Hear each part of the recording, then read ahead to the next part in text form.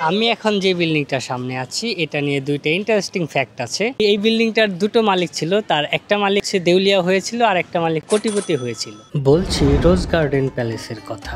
পুরান ঢাকার টিকাটুলিতে অবস্থিত এই আর্কিটেকচারাল মার্বেল 19 শতকের ঢাকার তৎকালীন ধনাঢ্য সমাজের স্মৃতি নিয়ে এখনো দাঁড়িয়ে আছে।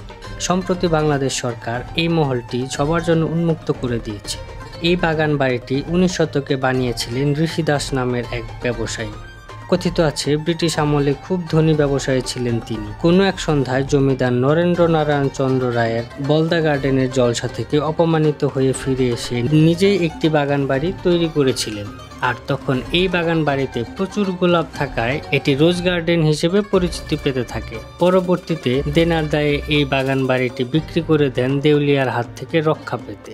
তখন এর মালিক হন খান বাহাদুর আব্দুর রশিদ। তার নামেই পরে এর নামকরণ করা হয় রশিদ মঞ্জিল।